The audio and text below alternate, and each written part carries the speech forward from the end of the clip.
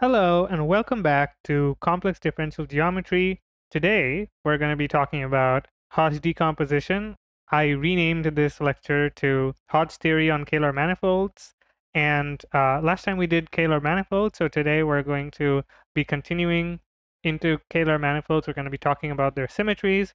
In order to talk about the symmetries that we're interested in, we're going to need Hodge theory. And so today, let's talk about Hodge theory, but first, let's do a brief recap of what we did last time. So, recap. Why am I on purple? Recap. 1. We did a special recap of, we have a recap of a recap, special recap of lectures 1 to 10, and we looked at how they applied to Kähler manifolds. Number 2, we then we looked at symplectic manifolds,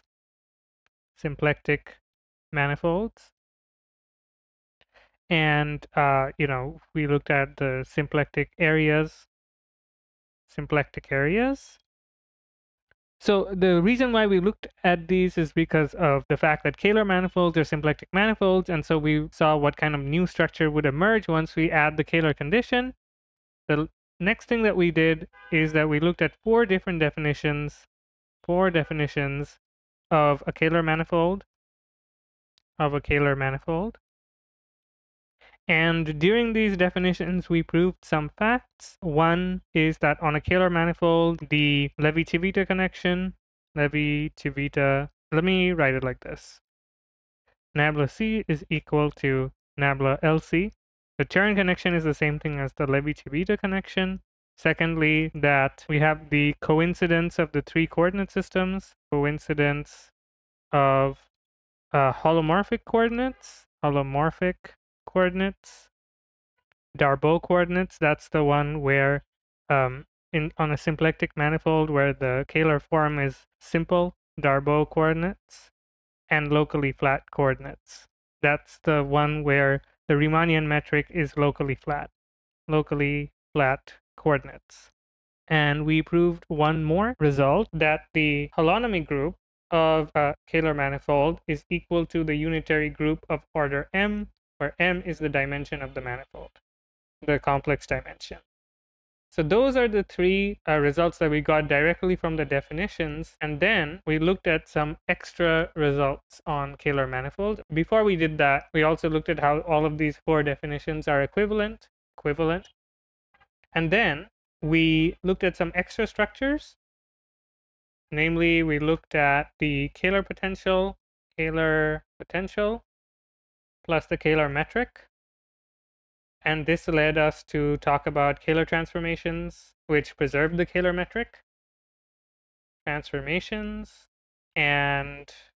we looked at the Christoffel structure. Specifically, that the only non-zero Christoffel symbols were the ones that looked like I, J, K, and gamma I, J bar, K bar. The ones where they were both holomorphic or they were both anti-holomorphic.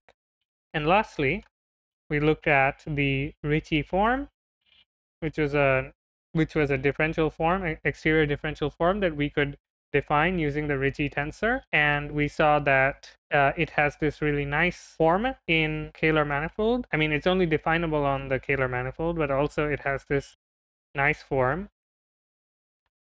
like that. And by extension, we also saw that the first Turin class is rho over 2 pi. Well, the class of rho over 2 pi, which is an element of H2 DRAM of M. And that's all. That's what we did for lecture 11. So today we're going to study Hodge theory. And specifically, we're going to look at a bunch of operators. So we're going to look at some operators which are going to lead us to be able to state Hodge theorem. And from there, we will derive Hodge decomposition, which will be part of Hodge theorem. And we're going to look at the real and the complex case as usual, and we're going to compare and contrast them. And in doing so, we're also going to find these that there's this nicer form that you can have for the Hodge theorem, that comes from something called the Kähler identities. And we're also going to use the Kähler identities to show why the partial bar lemma that we introduced last time is true. So that's our agenda for today. We're going to talk about Hodge theory and how it affects the cohomology groups on Kähler manifolds. So this is all about cohomology groups on Kähler manifolds. Running out of space a little bit over there. But yeah, so that's what we're going to be doing today. Okay, so moving on, let's give a little bit more of an in-depth breakdown of what we're going to do. So first we're going to do the real case. We're going to define something called the Riemannian. We're going to be on a Riemannian manifold. We're going to define a Riemannian volume form. So it's a special volume form that you only get on Riemannian manifolds. We're going to use that to define a Hodge star operator. And it'll become clear why we need that once we define it. We're going to use that to define something called the Hodge inner product. Everything's going to be Hodge themed today. Inner product. And we're going to use this inner product to define the sense in which we're going to define the adjoint operators. The adjoint operators are what? The exterior derivatives, all three of them. D, partial bar. We're going to define adjoint operators for them. So adjoints of exterior derivatives, which will then allow us to define a kind of second order differential operator called Laplacian. So this will allow us to define the DRAM Laplacian, which you might think of as the version of the Laplacian that works for differential forms instead of for functions. So we'll define the DRAM Laplacian, and then once we're done with that, we'll be able to state Hodge theorem, and we'll look a little bit into why Hodge theorem works and what are its statements. And then we will do a very similar thing with the complex case. So let me just copy that. And right, so in the complex case, what we'll do, complex, the difference will be that we'll have a Hermitian volume form. We'll have the complex version of the Hodge star operator, which will be the same thing, but we'll extend the definition to work on complex differential forms. We'll have the complex version of the Hodge inner product, which will be a little different, and that will be to account for the Hermitian metric instead of the Riemannian metric, which is a little bit different. We'll then have the adjoint of the exterior derivatives, which will be partial and partial bar in this case, and here it would have been D, right? So then we'll have two different Laplacians. So they're called the partial Laplacian and the partial bar Laplacian. And that will allow us to, oh, right, I forgot to mention, this allows us to define something called a harmonic form. And here it will also allow us to define two different harmonic forms, partial harmonic and partial bar harmonic, which will give us the complex version of Hodge theorem, but we'll be able to extend that using, let me draw it like this, actually, Kähler, sorry. I keep wanting to call it Kähler. It's Kähler. Kähler identities.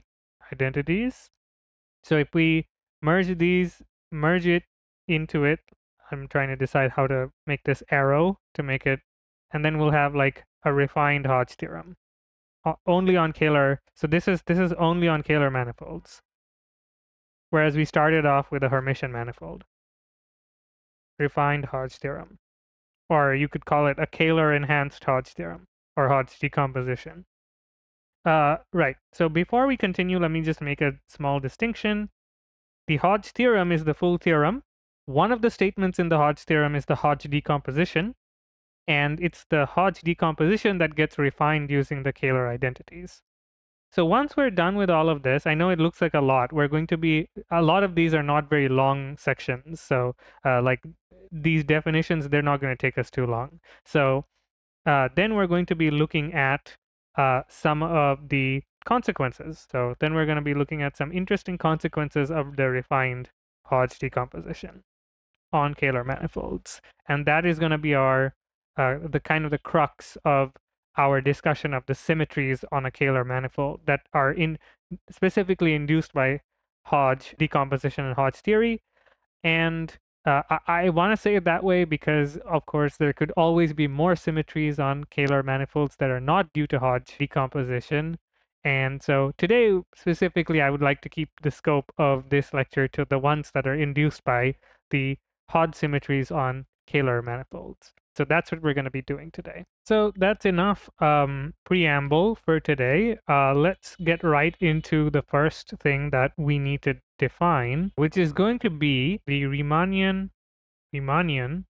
metric volume form. My signature not centered titles. So let me recenter this guy as much as I can. Underline that. So how do we define the Riemannian metric volume form? We take a Riemannian manifold. That part is pretty obvious. It's a manifold M with a metric G, and we say that it's n-dimensional, and we're going to induce some volume form from the metric. That's the only piece of data that we have about the Riemannian manifold. So we're going to use that to construct our Riemannian metric. And the way we're going to do that, we're going to call it vol G. Vol G. This is going to be our volume form. And the way we're going to define it is that if we take this basis Ej, j equals 1 to m, or 1 to n, sorry, and this has to be a oriented, I mean, obviously it has to be oriented because we're talking about volume forms, oriented and orthonormal. Remember when we were talking about metrics, we talked about, let me try to get orthonormal correct here first. Orthonormal. When we were talking about metrics, we were talking about what it means to be orthonormal, and that's with respect to the metric inner product. It has to be delta ij, right? So ej ek g is equal to delta jk.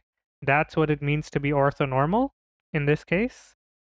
So oriented orthonormal basis. So in that case, vol G as a form has to give us E1, comma, comma, En should give us +1. That is what it means to be a Riemannian metric volume form. And let's say that epsilon j from j equals 1 to n is the dual basis for this basis, right? This one. So then vol G will turn out to be in this basis epsilon 1 wedge wedge epsilon n. That is the form of, I mean, you can plainly see that this is going to give us this. So this is a valid way of expressing it in this basis. In fact, if we have, let me make this a little bit smaller so that we can fit it in here cleanly.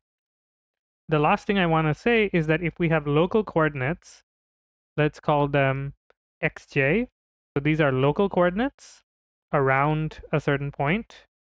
Then we can translate this into vol G is equal to square root of the determinant of G times the basis top dimensional form. So dx1, dx2, wedge wedge dxn.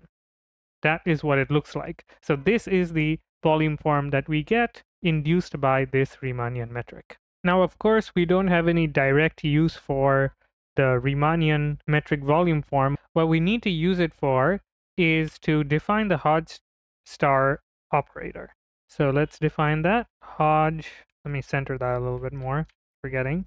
Hodge star operator. I'm going to define this, and then I'm going to talk a little bit about what the Hodge star operator is actually doing. So again, so we're just, for the time being, we'll continue to consider our Riemannian manifold. And so we have mg, and we have our volume form vol G.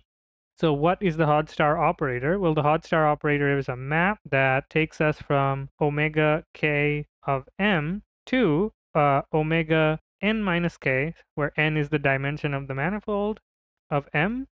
So it takes us from a K form to the complement of a K form within the dimensions of the manifold, such that if you wedge them together, the K form and the n minus K form would give you an N form, the top dimensional form. So that's going to be important here. So the way we define what form you exactly get is using the top dimensional form vol G. So the way we're going to define it is that this is the unique operator such that for all alpha element of omega k of M, alpha wedge star Hodge star of beta is equal to the Riemannian inner product G times vol G. And this is where we're using that Riemannian metric volume form. So this uniquely defines what star beta is supposed to be, and up to a scalar factor out in front, it just means that whatever star beta is, it has to wedge with alpha, our K form. So this is a K form, right? And this, let me put some colors on that. This is a n minus K form, right? So together they make an N form, and vol G is an N form. So what N form do they have to make together? They have to make the Riemannian metric volume form. That's what it means. And so that's how we define what star beta gives us. This is how you define the Hodge star operator. So now we're going to use the Hodge star operator to define the Hodge inner product. Unlike the Riemannian metric volume form, the Hodge star operator will come into direct use when we're talking about the adjoint operators again, but the Hodge inner product is also going to be derived from the Hodge star operator. So how do we define the Hodge inner product? So again, we're on a Riemannian manifold, Mg, and we have an n-dimensional manifold with metric volume form vol G. So the Hodge inner product is a map that's given by this angle bracket. I'm going to put an H here for Hodge. It is a map from omega km, two copies, omega km, to the reals in this case. And this will work for any 0 less than or equal to k less than or equal to n, right? So how do we define it? We define, let's say that we're taking the Hodge inner product of alpha and beta. Then we use the Hodge star. So we take the integral. Right, so again, we need this to be oriented, but we already need to be oriented in order to define this guy. If we want this integration to be well defined, then we're going to need this to be oriented, right? So integral over M, alpha wedge star beta. And remember, alpha wedge star beta is an N form, and therefore it is integrable over the entire manifold. And so this is the way we define the Hodge inner product, and the Hodge inner product allows us to define, and so this is let me put that in a color. This must be equal to top dimensional form, omega minus, or top degree form, I think is what we used to call it, top degree form. And those are the only forms that give you a non-zero integral, right? Remember, if you are trying to integrate an area over a 3D volume, you get 0, right? That's the reason why we need a top degree form, because areas have 0 volume, lengths have 0 area, and so forth and so forth. So that's why we need a top degree form. And this also allows us to define the concept of orthogonality. Orthogonality, just like in the case with the Riemannian inner product, the Hodge inner product also gives us orthogonality. There we go. So just like with the Riemannian inner product, the Hodge inner product also gives us a conception of orthogonality. So if we say that alpha and beta H is equal to 0, if their Hodge inner product is 0, that implies that alpha is orthogonal to beta. That's what we're going to say, and this will be true both in the real case and the complex case. So I'm not going to repeat it in the complex case, but this will also be true. If the complex version of this is true, then we also say that they are perpendicular or they're orthogonal. And we're going to now use this Hodge inner product to define the adjoint of the exterior derivative. So let's move to the next page to talk about the adjoint of the exterior derivative. Adjoint of the exterior derivative. So the way we're going to define this is, again, we have a Riemannian manifold, MG, still oriented, still, smooth. We haven't been mentioning smooth. Obviously, whenever I talk about manifolds, they're usually smooth in this context. Oriented, n-dimensional. So it's called D dagger. It's a map that goes from omega k m to omega k minus 1 m, which is interesting because what did D do? D went from omega k m to omega k plus 1 m. That bracket is, or that parenthesis is very large. I don't know why that happened. The dual to D, D dagger, instead of increasing the degree of the form, it decreases the degree of the form. But it decreases it in such a way that it preserves the Hodge inner product. So let's see how it's defined and how it does that.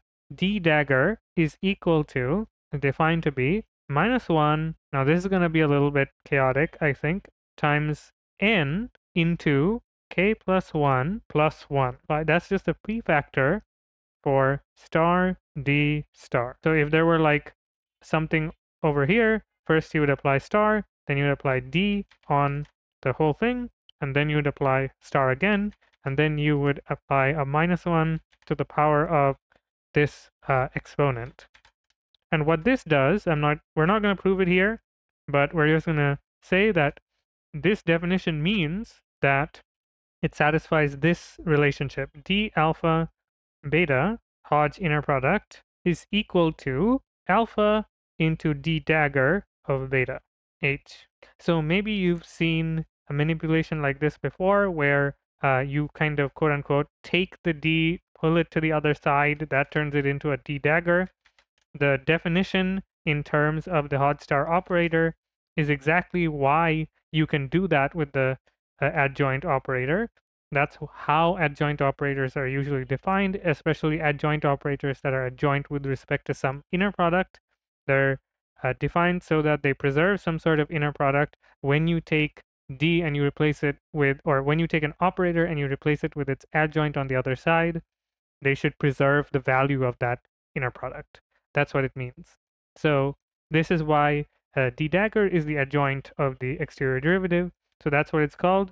It's called the adjoint exterior derivative, and that's what I'm going to call it from now on. And it has the opposite effect of D. D increases the degree by 1, and this one decreases the degree by 1. But the result of it is constrained by the fact that it also needs to preserve that inner product. Obviously, this is for all alpha and beta. Right, so that's the adjoint of the exterior derivative. So remember that we had closed and exact forms for D, and there are analogs to closed and exact forms for D dagger.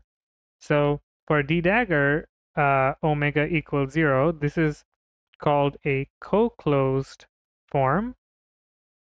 And if there exists an alpha such that D dagger alpha is equal to omega, then omega is called a coexact form. So here there's an interesting thing that we can get into with something called the fluid flow interpretation of exterior forms. I rewrote this into the lecture notes in post. While I was writing lecture 12, I felt like this was something that enhanced the interpretation of some of the operators that we're going to talk about, including D dagger. Given that I haven't talked about it in the lecture series in the videos, let me give a brief rundown of what we're talking about. So if we have an exterior K form, that's something that once it's integrated over a K surface, it'll give us the net flow of a fluid. It doesn't have to be a physical fluid, it's anything that you can model as a fluid. It'll give you the net flow of fluid through that surface. And so D, let's say that that's omega, That's the K form. So d omega will tell you about the sources of that fluid. So like think something like a faucet where fluid is coming out. So that's what a source is in this situation. So sources that are K plus 1 dimensional. Right, so if you're a 2D surface, then there are 3D sources, and so forth and so forth. And d dagger omega, because we saw that it decreases the degree, these are sources that are K minus 1 dimensional. So lower dimensional sources. These are a little bit abstract to think about, but that's what this would tell you. One of them would give you the curl, and one of them would give you the divergence. In general, in like when you get a K form, it's much more difficult to interpret. In general, what it will give you is a K plus 1 dimensional and K minus 1 dimensional source, whatever that means in K dimensions. So that's the fluid flow analogy here. And the reason I mention this is because once we get to Hodge decomposition, there's going to be an interesting interpretation in terms of fluid flow in the way that we can decompose these forms. And that's what Hodge decomposition is going to be about. Okay, so now that we have the adjoint defined, we are now ready to define the de Rham Laplacian. The de Rham Laplacian. So for the real case, we'll have one Laplacian, which is this is, think of this as like a second derivative operator that we can define using d as our first derivative operator. So the way we define it is, again, we have a Riemannian manifold MG, and everything we said so far: smooth, oriented, n-dimensional. So the de Rham Laplacian is delta d. It's a map that goes from omega km to, you might think that it's going to go to omega k plus 2m because it's the second derivative operator. But in fact, the way we're going to define it, it's actually going to go back to omega km. And this will become apparent why in a moment. And the way it's defined, delta d is equal to d dagger plus d dagger d. And so since, let's use some colors here, d is going to take us from a k to a k plus 1 form, right?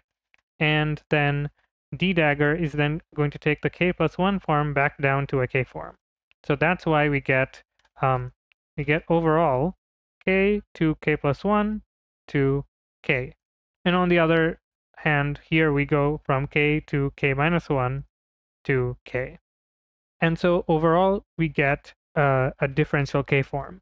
So that is our second derivative operator. We do use two derivatives in a row, but we use them in such a way that we get omega km as the result. And so now, using our second derivative operator, remember, in multivariable calculus, we have an operator that we also call the Laplacian, right? It looks like this.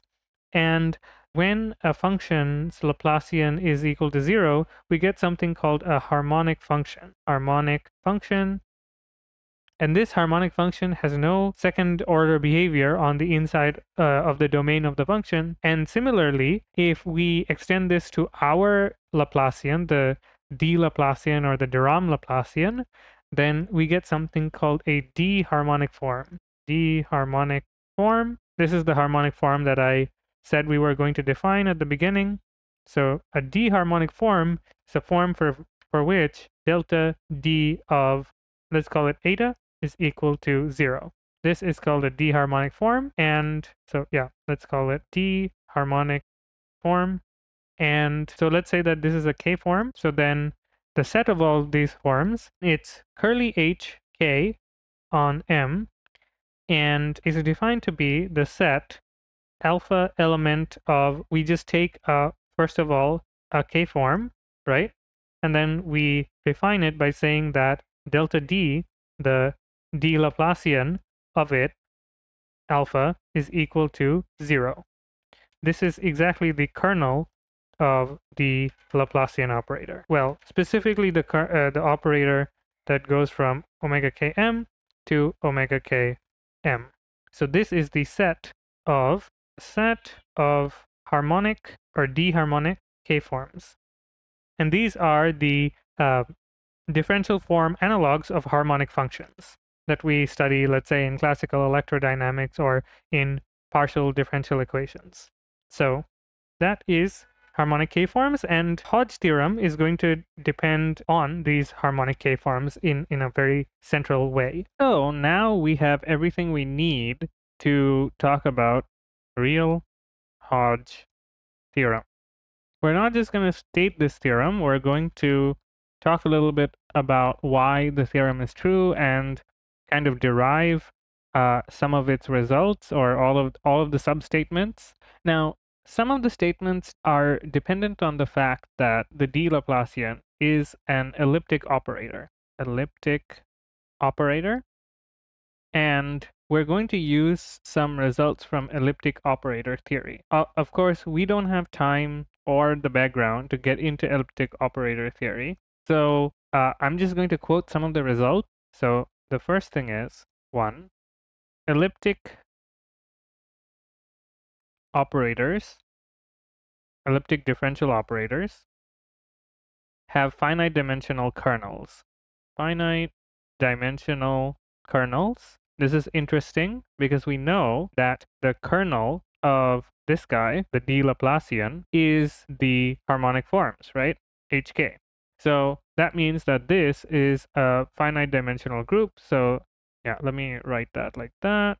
And that means that the dimension of this guy is, you could say, an element of the natural numbers, or you could say it's less than infinity, whichever way you feel is more understandable. Yeah, so it's finite dimensional. That's the first statement of Hodge theorem, that there are a finite number of harmonic forms. Number 2, the other thing is that, let's say that you have this equation, d Laplacian of alpha is equal to omega.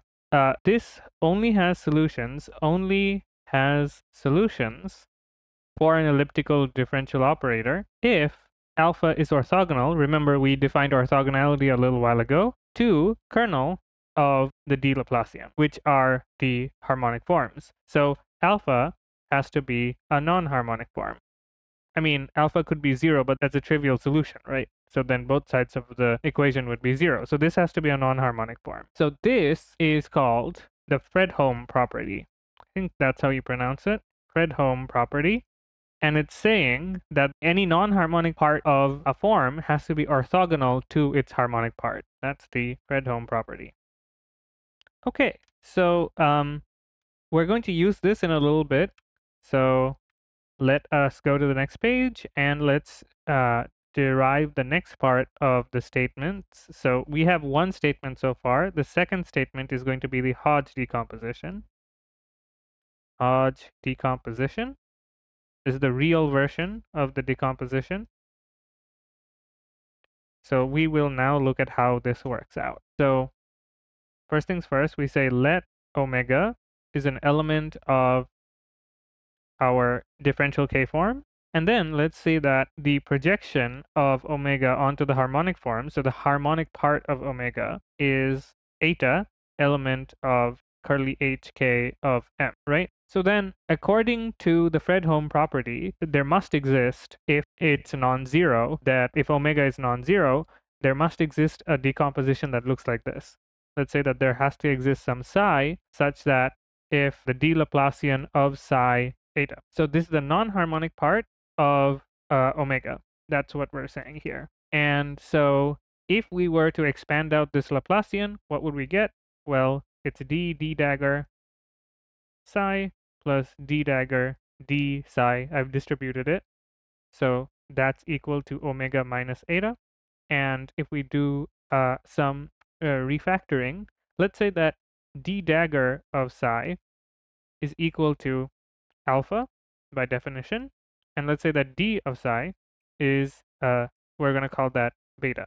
If we do that, then this equation here turns into d of alpha plus d dagger of beta, right? Because that's beta and this is alpha.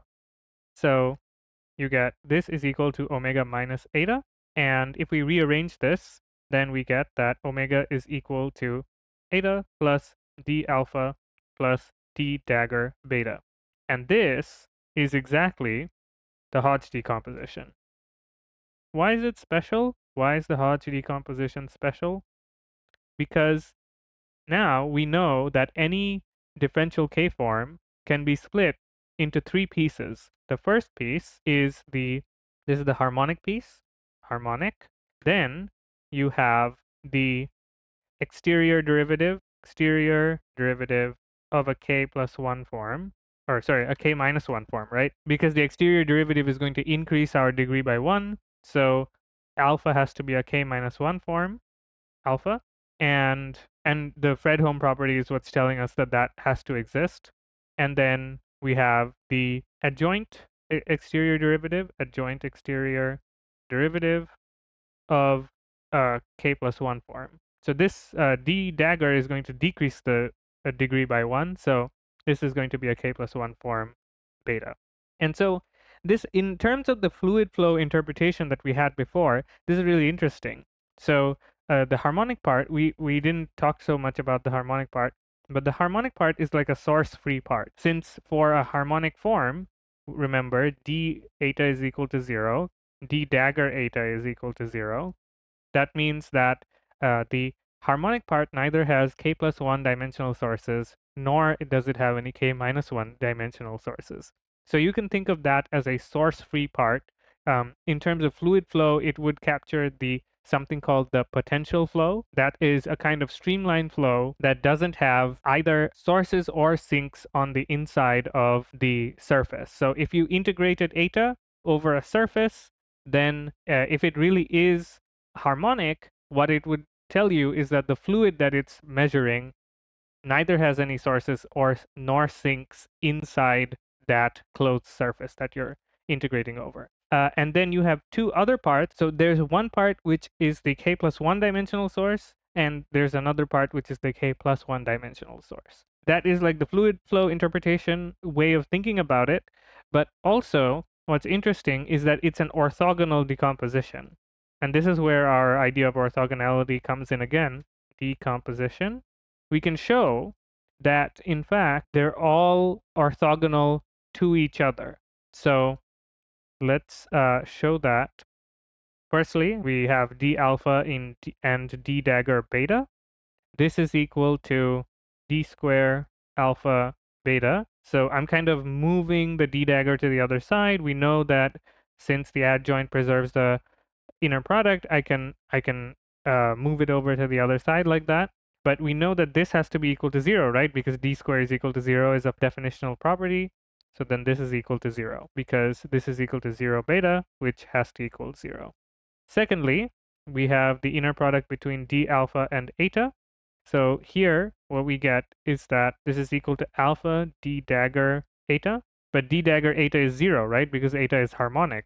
So this is alpha 0, which is equal to 0. Similarly, if we have d dagger beta, or let's do it like this. If we have eta d dagger beta h, then that is equal to d eta beta h. I'm missing some h's over here.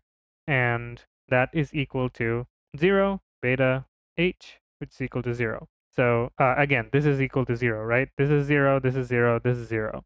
So all three components are mutually orthogonal to each other. So this is also an orthogonal decomposition. So we have one property left to talk about, and that is that the harmonic forms hk of M is isomorphic to the de Rham cohomology group hk dr of M. We're going to prove this. This is the last of the three statements. So the first thing we're going to do is we're going to show that the sets are equal. So the first thing is we have to show that the harmonic forms are a subset of the de Rham cohomology group. So let's say that eta is an element of the harmonic forms. We already know that this means that d eta is equal to 0, which means that it's a closed form. But we also know from the Hodge decomposition that this needs to satisfy eta is perpendicular orthogonal to d alpha, which means that it's a non-exact form. if eta is non-zero and it's orthogonal to an exact form, then it must be a non-exact form. But if it's a closed non-exact form, then it must be an element of the cohomology group. That's what defines the cohomology group. But if eta has to be an element of the cohomology group, that means that hk of m is a subset of hk dr. So that's the forward way, forward. And now let's show the reverse. So let's now say that z is an element of hk dr of m, which means that it's a closed and non-exact form, right? By definition. Okay, so firstly, we know that z is equal to some eta plus d alpha plus d dagger beta, right? So let's compute this inner product, dz with beta, right? Hodge inner product. So then that's also equal to z inner producted with d dagger beta, which is equal to eta plus d alpha plus d dagger beta. And in the second slot, we have d dagger beta. If we distribute this out, then we get eta d dagger beta plus d. I'm not going to put the h everywhere, but just remember that it's there. This plus d dagger beta, d dagger beta. And so, since they're orthogonal to each other, remember here, so this orthogonality means that this is 0, this orthogonality means this is 0, but this is not orthogonal, of course. But since this is 0, right, because it's a closed form, so d xi is equal to 0, therefore, we know that d dagger beta, Hodge inner producted with itself, is equal to 0. Now, the Hodge inner product is a positive definite inner product, or positive semi-definite if you want to be precise. So the only way that this could be 0 is if d dagger beta itself is equal to 0, which means that z is equal to eta plus d alpha. But this is precisely the relationship that makes z cohomologous with eta, right? It has to differ by the exterior derivative of some k-1 form. So this implies that the cohomology class of z is the same as the cohomology class of eta. So moving on to the next page, we still need to show that there's only one harmonic representative for each cohomology class so that we can have an injective mapping. And why we need this will become clear in a second. Let's first prove it. So we're going to prove that eta is unique. Let's prove that by saying eta, let's say that there is another harmonic representative eta prime such that they're in the same cohomology class.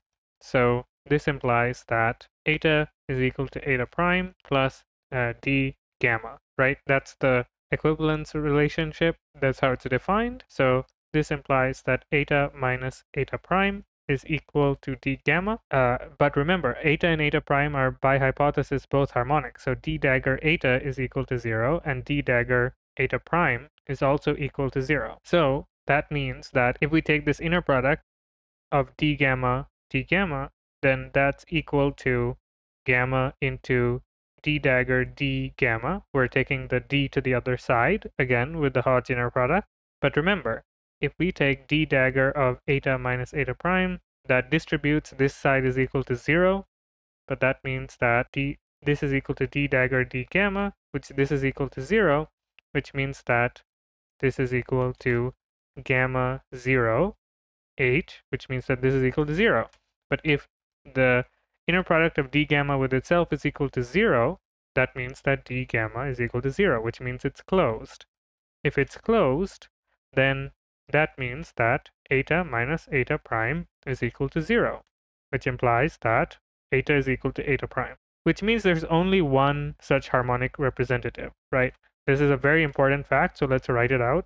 Each cohomology class, the RAM cohomology class, has a unique harmonic representative. A representative being, for those who maybe don't remember, a representative is one of the elements of a class that you're using as a symbol for the class. So when we write something like this is the representative. So right, so each homology class has a unique harmonic representative, which means that there's a mapping between Z, the homology class that contains Z, and a unique harmonic form, right? Which means that in that sense, according to this mapping, HKDRM is a subset of, they should be curly, HK of M. But that means, since we've shown both of these, that means that we've established that HKDRM is isomorphic to HKM. So in terms of sets, they're isomorphic to each other. There's one harmonic form for each homology group, so they're isomorphic to each other. So that is statement number 3 of the Hodge theorem. So let's recap. What is the Hodge theorem? So real Hodge theorem. So let MG be a smooth oriented Riemannian manifold. Then there are 3 statements. 1, HK or dim HKM is less than infinity, so it's finite dimensional. 2, there exists an isomorphism between HKM, it's isomorphic to, this is just the order I have it in my notes. HKM is isomorphic to HKDRM. This is the DRAM cohomology group, the kth DRAM cohomology group, and these are the K harmonic forms, or degree K harmonic form. 3, then we have Hodge decomposition. So this is the real version of Hodge decomposition, and there will be a complex version. And we're not going to rederive all of the logic that we used to define the Hodge decomposition, because in the complex case, this is going to transfer straightforwardly. But it's saying that omega km is equal to, we're going to write it in terms of spaces this time instead of in terms of concrete forms. So HKM O plus the exterior derivative on the k minus 1 forms plus the adjoint exterior derivative on the k plus 1 forms. So that is the Hodge decomposition. They're all orthogonal. That's why we put the O plus instead of the O time. So this is Hodge theorem. It's these 3 statements. And this will be true for any smooth-oriented Riemannian manifold. So now that we've covered the real version of Hodge theorem, we're now going to move on to the complex version. So far we've been talking about Riemannian manifolds. Now we're going to be moving up to Hermitian manifolds. And we're going to extend all of the operators, the tools that we've developed so far into the Hermitian space. It's going to be very much analogous. Where it's not analogous, I'm going to call out what the differences are, but mostly it's going to be the same. So now let's get into the complex Hodge star operator. Complex Hodge star operator. To define this, we're going to need, again, not centered. Maybe I should be using a grid, I don't know. Right, so we're going to need the extension of the Riemannian metric volume form. So we're going to need a Hermitian manifold, MH, and let's say that we have a smooth oriented Hermitian manifold. I won't write this out every single time, I think, but here you go. And what we do is we just think of it as, so let's say that this is m-dimensional. M-dimensional, forgot to mention that.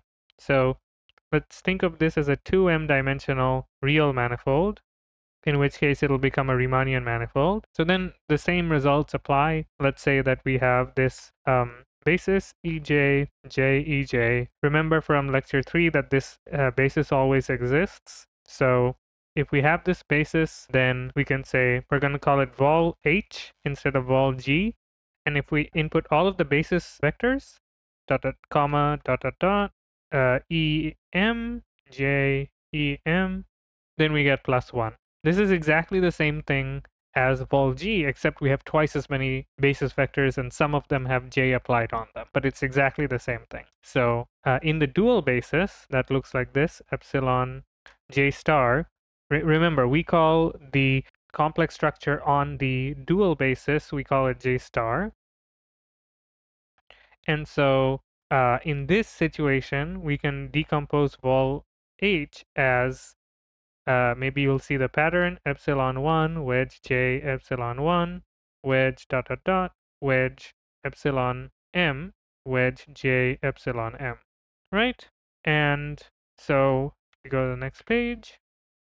In local coordinates, again, same thing as what we were doing last time, zj bar or z bar j bar. That's the notation I'm using. J equals 1 to M. These are our local coordinates. This looks like vol H is equal to square root of the determinant of H multiplied by the coordinate volume form. So dz1, dz1 bar, wedge dot dot dot, wedge dz m, wedge dz bar m bar. So that is the local coordinate representation. Actually, there's a more famous form of the Hermitian volume form that is defined in terms of the Hermitian fundamental form. So let's see how that works out. Let's say that omega ej jek is equal to g jej.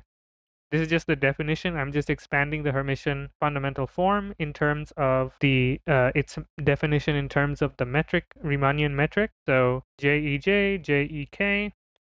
If you remember, this was the definition, right? So that's all we're doing. But remember, on a Hermitian manifold, the Riemannian metric that's induced is compatible with the complex structure. So this is just equal to jej ek. But then this obviously is just equal to delta jk. So if j and k are the same, then you'll get +1 as required. And if we think of omega then as equal to the sum over j equals 1 to m of epsilon j wedge j epsilon k, right? We can think of it like that. So that's what this is telling us. So then if we wedge it together, if we take omega to the power m, then we get omega wedge dot dot dot wedge omega m times.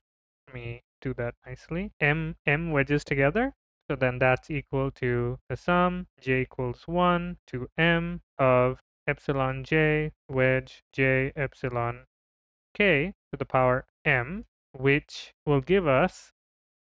Now we're going to use multi-indices over here. So j1 dot dot dot jm equals 1 to m of epsilon j1 wedge j epsilon k, or j1 wedge dot dot dot wedge epsilon jm wedge j epsilon jm. And so now there are m square different combinations of them. And the idea here is that all of the ones where there are repeated, like if ji is equal to jj, those will go to 0, right? Because we'll have a wedge of two of the same forms, and epsilon j wedge epsilon j is equal to 0. So all of those ones will go to 0, and so we will be left with m factorial forms. You can think about, we have m terms, and we're taking all of the permutations of m terms that have to be unique, right? So that gives us m factorial. So there will be an m factorial out in front, and all of the other terms will go to 0 because the wedge is antisymmetric. So this will be equal to m factorial into, we're going to swap around the pairs until they all read in the same way, because when we have two one forms wedged together like this, since there are two of them, the antisymmetry cancels out, and so we can rearrange the pairs in any way we like without changing the sign of the overall form, and so we end up with something like this. I hope that was clear. We did three different things. We set this to 0, we rearranged them, and we took out an m factorial because of the redundancy in the number of, we would have m factorial different unique permutations, so we have an m factorial out in front. If that's a little confusing, You could try doing the math yourself, expand it out, and I think it's going to be pretty long, but you will get that there will be m factorial different terms. And at the end of the day, it's because we are taking the permutation of m different unique objects, and that the very common combinatorial fact is that you will get m factorial different permutations of those m objects. So we get this, and this is equal to omega m, right? So now that we have this established, we need to note that, let me erase this. So we need to note that using a color, that this part is exactly what we had for vol H. If you remember, let's go back to the previous page. So here it is. This is vol H. See, it looks exactly the same. So if we go back up, then we see this is vol H. So then we can rewrite it as omega to the m equals m factorial into vol H. And that means that we get omega to the m over m factorial is equal to vol H, the Hermitian volume form. And this is the more famous way of defining the volume form. But I kind of wanted to show you how this comes from extending the Riemannian metric volume form, right?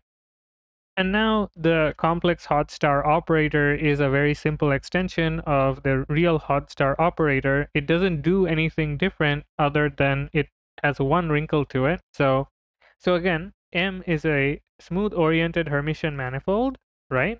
And it's m dimensional, m being the dimension we use for complex manifolds. So then the Hodge star operator is now something that goes from omega pq m to omega omega m minus p m minus q of m. And this is just extending what we already had with the complement of the dimension that we had. But now our real dimension is 2m, real dimensions are 2m, and we're distributing it over the p and the q. So then if we define it concretely for all alpha element of omega pq of m, alpha wedge star beta bar is equal to alpha beta Hermitian metric inner product into vol H. So that's the one wrinkle, is that we need to take the conjugate of beta because the Hermitian metric is a sesquilinear form, and therefore the second input has to be conjugate linear. So we take the conjugate of it to make sure that it works out, both sides are conjugate linear in the second slot. So that's how the complex Hodge star operator works, and you can verify that this is exactly the same thing as the real Hodge star operator, because you can show that star of beta bar is equal to star beta whole conjugate. And so that means that star is actually a real operator. If it wasn't, then these two couldn't be equal. The conjugation would have some non-trivial effect on the function. F of x bar is equal to f of x bar is what makes a function a real function. So you can check this out yourself. We're going to be moving on to the complex Hodge inner product that we're going to define using this complex Hodge star. So now the complex Hodge inner product, is also pretty straightforward. Let me center the whole thing. And that will be, let me not elaborate anymore. We all know what this is. We're continuing to be on the same kind of manifold, and the complex Hodge inner product is something that has two slots. It's still called angle bracket H, and it's going to go from omega pq of m, again, two copies, to C in this case, where 0 is less than k is less than m, and p plus q has to equal k. That's the idea. And how do we define this? We define it like alpha, beta, the Hodge inner product of that is equal to, again, the integral. Again, we're using an oriented manifold, so we can define the integral over m of alpha wedge star beta bar. And note the beta bar here again in the complex definition. So that is the wrinkle here, that we need to use beta bar because of the fact that we are trying to be compatible with this escalinearity of that Hermitian metric. Okay, so one other thing about the orthogonality that is defined by this, again, let me just reiterate, if alpha and beta h is equal to 0, that implies that alpha is orthogonal to beta, but also note that in this situation, if if let's say that alpha is a PQ form and beta is a P prime Q prime form, if P is not equal to P prime or Q is not equal to Q prime, then it will automatically be 0 because we won't be able to integrate this, right? Remember how we said that we needed a K form and an N minus K form? Well, we need a PQ form and an M minus P, M minus Q form, right? So if P prime Q prime is not equal to PQ, then this will not work out, and this integral will give us 0. Think about what happens when we try to integrate an area over a 3D volume. Again, that gives you 0, right? It's degenerate. Also, these are all degenerate, or if these are not equal, they're degenerate. So what that implies about orthogonality is that if these are not equal, then these are orthogonal by default. So all PQ forms are orthogonal to P prime Q prime forms if P is not equal to P prime or Q is not equal to Q prime. Any one or both. If they're not equal, then they're automatically orthogonal. That is the orthogonality due to the complex Hodge inner product. And now we are going to define the adjoints now that we have an inner product on the complex space. So we define the adjoint Dolbeau operators. Very much analogous. I mean, we're not doing anything different from the real case so far, just that we have to worry about the PQ decomposition of it all, right? So I'm not going to belabor the point. We still have MJH, and now we have two operators, the adjoint holomorphic Dolbeau operator, which is this one. We go from omega PQ on M to omega. This is going to reduce our holomorphic grade by 1.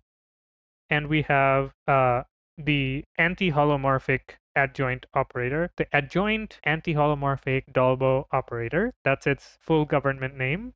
So that takes us from the omega PQ forms to, you might have guessed it, it decreases the anti-holomorphic grade by 1.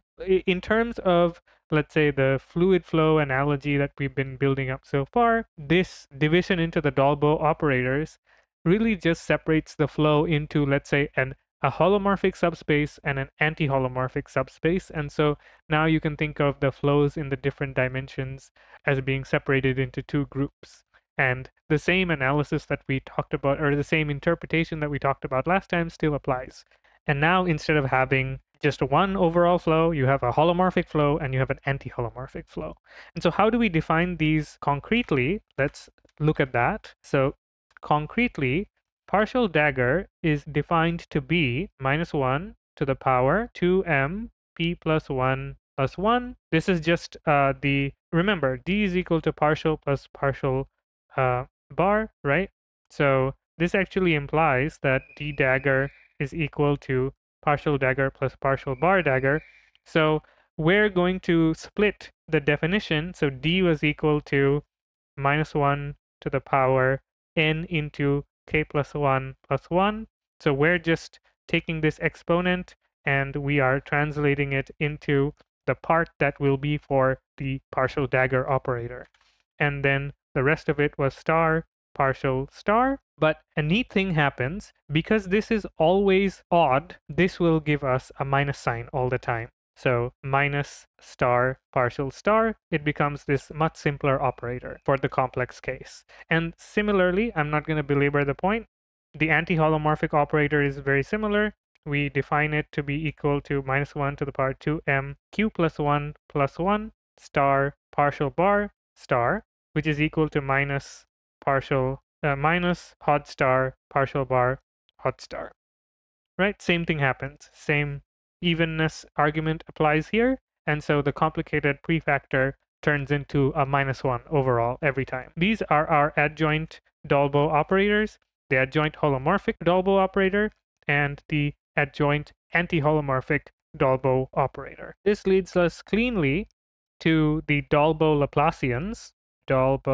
Laplacians, and the Dolbeault harmonic forms. So since these are very much analogous, I'm going to just speed through these and I'll give you the definitions. There's nothing new going on here. It's the same idea as last time. We're still operating on MJH. I'm just writing the complex structure explicitly now. I don't know, my notes are a little inconsistent here, forgive me. But the first one is called the partial Laplacian, or you could call it the holomorphic Laplacian. So that's this delta partial. It goes from omega pq. Remember, the Laplacians don't change the degree, so it's just going to give us another omega pq form. We're going to increase the holomorphic grade and then decrease the holomorphic grade. So this is going to be defined as partial, partial dagger, plus partial dagger, partial. And similarly, we have the partial bar Laplacian, which is going to be delta partial bar. It's also going to be from omega pq of m to omega pq of m. See, we're just splitting it along the holomorphic anti-holomorphic separation that we have according to the pq grading, and this is going to be defined to be partial bar dagger, plus partial bar dagger partial bar. And now we define the harmonic forms off of these. So you have the partial harmonic forms, which is, we're going to call it H partial PQ. We need to identify which of the Dolbeault operators it's for. So we put a little subscript here. And this is going to be defined to be alpha element of omega PQ. I could write an omega a little nicer than that. Omega PQ of m, such that the partial Laplacian of it is equal to 0, right? Or this is also equal to the kernel of the operator from PQ to PQ, suppressing the m for a moment. So same thing with the partial bar harmonic forms. Here you have H partial bar PQ. This is the set of the harmonic forms, and this is equal to, let's call it beta for fun. So beta element of omega PQ is, if we take the partial bar Laplacian of, I'm calling it alpha again, beta is equal to 0, and this is equal to the kernel of this operator, the one that goes from PQ to PQ, because there are multiple of them, right? One for each PQ. So there you go. We just split it into two halves, and we've talked about everything about how it fundamentally works. Now we've just separated it into one for the holomorphic flow and one for the anti-holomorphic flow, and all of the interpretation that we had before still applies to both of them separately. So now we're ready to talk about the complex Hodge theorem. And this is going to be very much analogous to the real version of the Hodge theorem. When it's going to change substantially is when we're going to introduce the Kähler manifold structure into it. But for now, let's just state the complex Hodge theorem. So the complex Hodge theorem also has three statements. So let's again, we have MJH, which is our Hermitian manifold, smooth oriented Hermitian manifold, and we're going to consider it m-dimensional. So statement number 1 is that the harmonic forms HPQ partial m and HPQ partial bar of m are finite dimensional, and this is because the new Laplacians are also elliptic operators, or finite dimensional. Number 2, every Dolbeault cohomology group, every Dolbeault cohomology group also has a unique harmonic representative. Harmonic, that's how you spell harmonic. Harmonic representative. And that looks like HPQ partial of M is isomorphic to curly H PQ partial M, right? And similarly, there's one where we have the partial bars as well. And then we have number 3. This is the Dolbeault version of the Hodge decomposition. Hodge decomposition. So here, I'm going to do a little bit of copy pasting here because we have a lot to write, but this is going to look like curly HK Duram. I'm just going to put no subscript here. This is the Duram version of the harmonic forms. Direct sum with D of omega k minus 1 m. This is the one from the real version. Then D dagger k plus 1 m. And so what's different? Well, let's copy paste this a few times. I'm going to move that a little bit and then okay, so we have number 2, and then let's copy it one more time, and then let's make sure to, oops. Right, so now we've got 3 copies of it. So there are 2 more. That's the new thing about this. So we can also decompose them into HPQ partial plus omega PQ minus 1 and omega PQ plus 1, where now we're going to use partial and partial dagger. And here again, we get omega HPQ, partial par. Here we get P minus 1Q, and here we get P plus 1Q, right? So we get 3 different decompositions, one for each of the operators, right? And then we need to also do this as well, right? So we get 3 Hodge decompositions for the price of 1, and this is on any compact complex manifold. Well, compact Hermitian manifold. And we're going to next look at how this changes, how these get related together when we have a Kähler manifold, a compact Kähler manifold. So that's what we're going to look at next, but that's the entirety of the complex Hodge theorem. So now is a good time to end this session. We're going to call it for today. And we're going to resume in part 2 when we're going to start talking about the Kähler identities and see how that affects the Hodge theorem and then look at some consequences. Now, lecture 12, if you've looked at the lecture notes already, you'll see that it's 17 pages long. I don't know how that happened. I really wanted it to fit into one lecture, but it really didn't want to fit into one lecture. There's so much to talk about on Kähler manifolds. So we're going to be splitting it into 2 parts, and I think this is a good splitting point. We've just talked about Hodge theorem. We're done with Hodge theorem.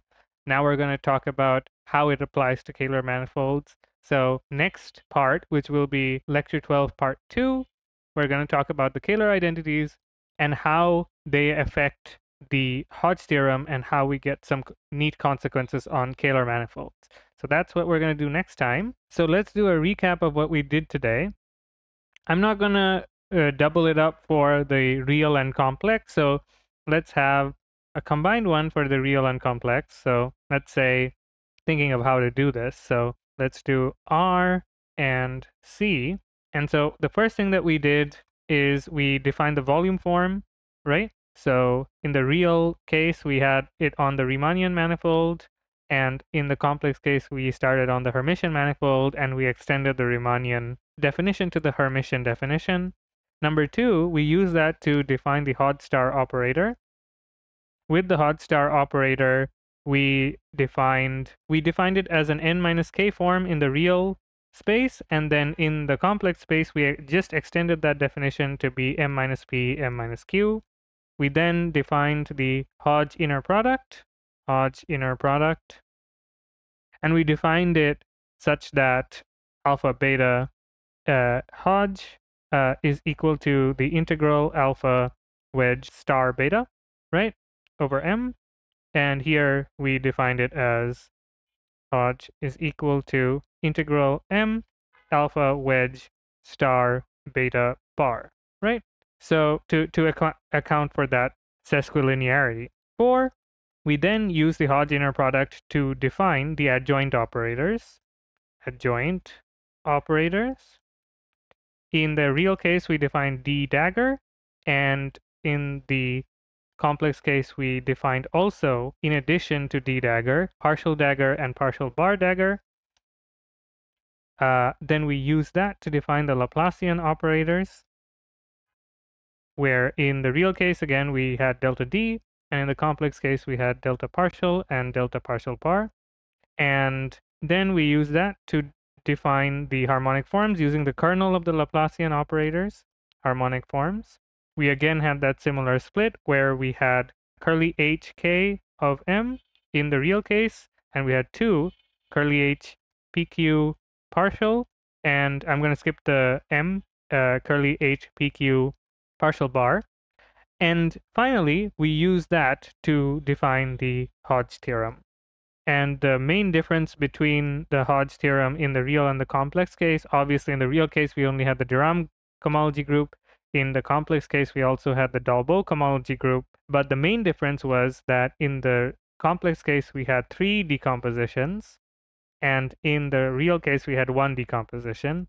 And that is directly because here we had 3 different Laplacian operators.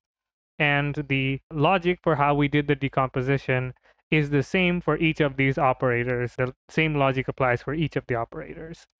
So next time, we will talk about the Kähler identities